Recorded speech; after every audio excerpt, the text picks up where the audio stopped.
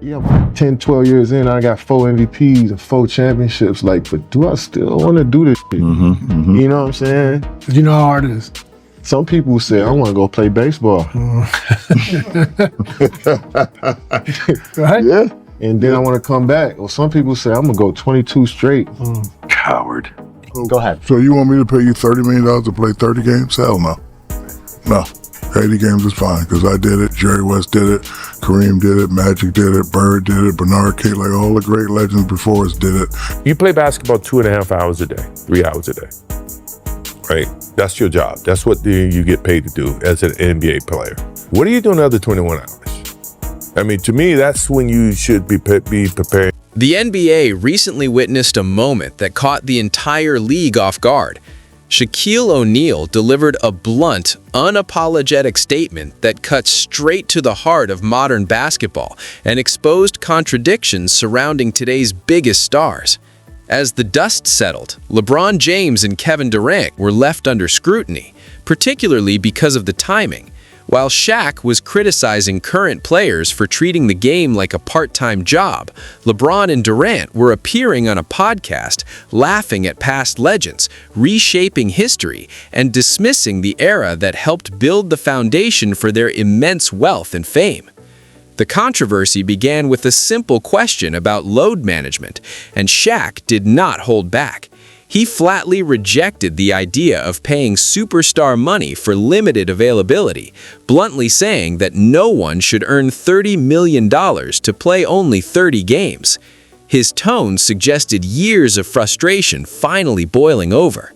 Shaq then pointed to specific legends, Jerry West playing through injuries that would sideline players today, Kareem Abdul-Jabbar enduring brutal seasons with outdated training and equipment, and Magic Johnson and Larry Bird giving maximum effort every night while earning far less than modern role players. These players, Shaq argued, didn't just play the game, they built the foundation that today's stars profit from. When asked whether the NBA season is too long, Shaq's response was firm and unforgiving. He said no, insisting that if earlier generations endured it, current players should too. His message was clear: stop complaining about playing a game a few nights a week while earning generational wealth. The older generation dealt with constant physical punishment, harsh travel conditions, limited medical care, and salaries that wouldn't cover a modern player's monthly expenses. Despite that, they showed up, competed, and never treated participation as optional. That honesty sparked immediate backlash. Draymond Green quickly pushed back, defending the modern culture of sitting out games while healthy. Austin Rivers followed, brushing off the idea of enforcing minimum game requirements by joking about retired players walking around with no knees. To critics, this response felt like a familiar shield, using fear of long-term injury to justify missed games, while fans... He said, if you expect to play a long time in this league, you better quit mopping up the floor. And I thought, well, he's crazy, because that's what basketball is all about. Bird takes it away from Wilkins, goes to the floor and gets it up ahead. We come to practice, he's on one leg. Like he was hurt the second year, he was on one leg the whole year and played 82 games. Like, and so he practiced every day and he played every game on one leg. And so he's like, man, MJ, why don't you just sit up? How can I be the leader of the team and sit out and y'all going through all the credit? I gotta be there. I twist my ankle, and I had a teammate, David Greenwood. He says, you know, you twist your ankle, young fella, come over and sit with me. You know, this is, you need to. I said, no, man, I'm trying to make a name for myself. There's no way I can sit. You know, I need to get out there and show what I'm capable of. I want to play. I want to win. I want to make an impact. This is exactly the issue Shaquille O'Neal is attacking, what he sees as an entitlement epidemic in today's NBA. Players complain about workload while signing contracts large enough to fund entire cities. The average NBA salary has now crossed $10 million per year, and max contracts are approaching $60 million annually. Yet players still sit out games simply because they played a few days earlier. Meanwhile, fans pay outrageous prices to attend games, only to learn that the star they came to see is load managing despite being healthy. The situation escalates further when this criticism collides with how modern stars talk about the game. Right as Shaq was calling out what he views as softness, LeBron James was hosting the Mind the Game podcast alongside Kevin Durant and Steve Nash, where the conversation shifted into downplaying Michael Jordan's legacy. Durant spoke about the mental challenge of sustaining greatness over decades, questioning whether a player still wants to compete after years of MVPs and championships, and referenced Jordan stepping away to play baseball. LeBron's reaction, a smirk, a laugh, a knowing glance, made the subtext clear. The discussion framed LeBron's uninterrupted longevity as more valuable than Jordan's peak dominance, and it was neither subtle nor accidental. LeBron then delivered a line that revealed the deeper mindset behind the debate, saying, "It's just basketball at the end of the day." For many critics, that statement landed hard. Basketball elevated LeBron from Akron to global power, wealth, and influence, yet he reduced it to just a game. Michael Jordan never spoke that way. Jordan consistently said he played at full intensity every night because basketball was not just a job or a brand, but his identity and obsession. LeBron continued by downplaying Jordan's era, suggesting the triangle offense wouldn't work in today's NBA because the modern game is more advanced. The implication was clear. Today's players face tougher competition, smarter schemes, and superior athletes. Then came the most revealing moment, when LeBron questioned why championships are treated as the ultimate measure of greatness.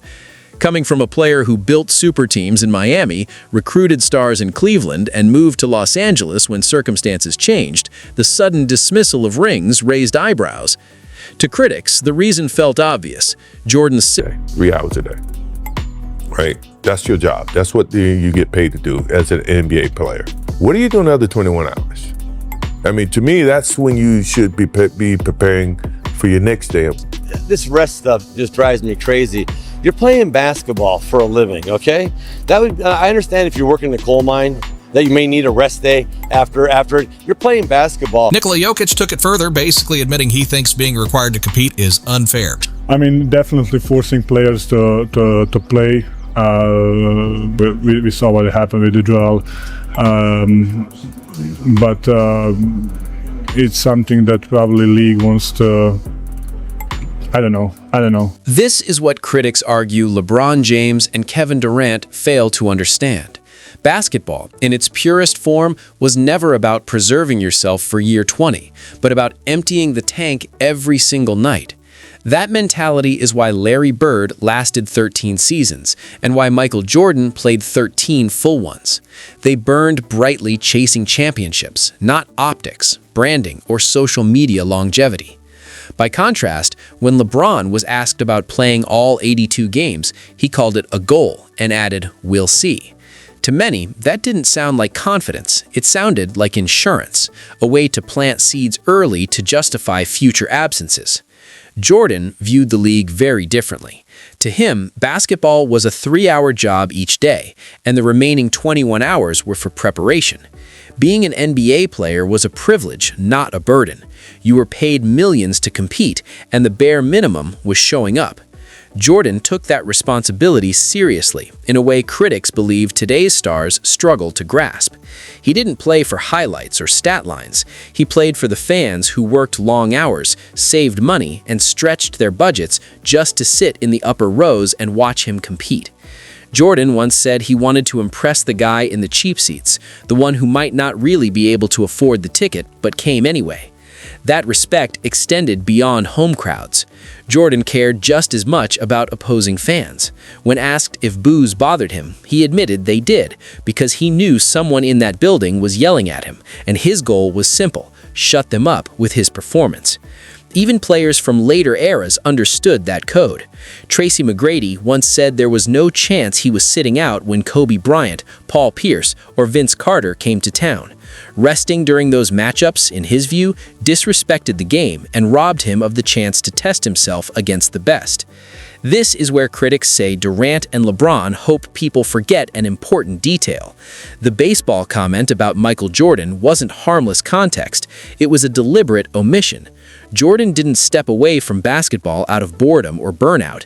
In 1993, his father, James Jordan, was murdered during a roadside stop in North Carolina. The man who had guided, pushed, and believed in him was suddenly gone. Jordan was 30 years old, at the peak of his powers, fresh off a third straight championship, and carrying emotional weight most people would never survive. He left the game to honor his father by pursuing baseball, the sport his dad had always dreamed of seeing him play. Hard. Does that hurt you physically? No, because when I play hard all the time. You know, there's no turn it on here, turn it off here. It's just 110% at all times. To have a long career, that's the goal. To be in the league for 20 years. That's the goal. You know, it's all about winning championships and winning. And it's just basketball. At the end of the day, it's just basketball. Then there's LeBron James. When Cleveland ran into resistance and Boston blocked his path, he left for Miami to form a super team. When that run ended, he moved on. When Cleveland stalled again, he left once more. The pattern critics point to is simple. When the road gets difficult, relocation follows. And yet, these are the same voices laughing at Michael Jordan's sacrifice. Charles Barkley summed up the divide bluntly, saying today's stars hide behind analytics fed to them by agents, choosing numbers over nights played, preservation over pride. Jordan, Barkley argued, played to honor the game, the fans, and the moment. That isn't nostalgia, it's accountability. What critics believe modern stars are really chasing isn't greatness, but longevity and the money attached to it. For a top-tier player, extending a career by just 2 or 3 seasons can mean another $500 million or more. That financial reality is seen as the real incentive